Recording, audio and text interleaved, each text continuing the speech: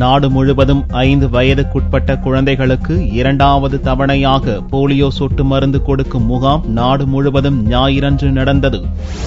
இந்தியாவில் போலியோவை முற்றிலும் ஒழிக்க 5 வயதுக்குட்பட்ட குழந்தைகளுக்கு போலியோ சொட்டு மருந்து கொடுக்கும் முகாம்கள் ஆண்டுதோறும் நடத்தப்பட்டு வருகின்றன. இவ்வாண்டில் முதல் தவணையாக கடந்த ஜனவரி 18ஆம் தேதி போலியோ சொட்டு மருந்து முகாம்கள் நடத்தப்பட்டன. 2வது தவணை போலியோ சொட்டு மருந்து முகாம்கள் ஞாயிறன்று நாடு முழுவதும் நடந்தது. தமிழகம் முழுவதும் ஆரம்ப சுகாதார நிலையங்கள், அரசு மருத்துவமனைகள், அங்கன்வாடி மையங்கள், பள்ளிகள் என 43,051 இடங்களில் முகாம்கள் அமைக்கப்பட்டு குழந்தைகளுக்கு சொட்டு மருந்து கொடுக்கப்பட்டது.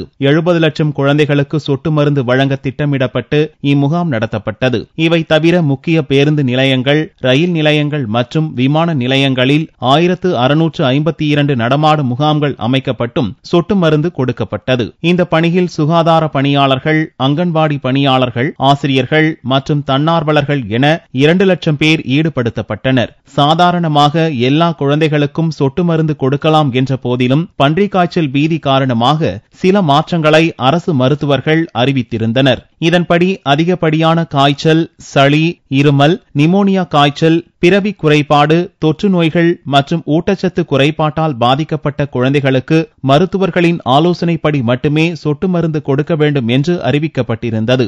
ஞாயிறன்று சொட்டு மருந்து கொடுப்பதில் விடுபட்ட குழந்தைகளுக்கு வீடு வீடாக சென்று சரிபார்த்து சொட்டு மருந்து வழங்கப்பட உள்ளது.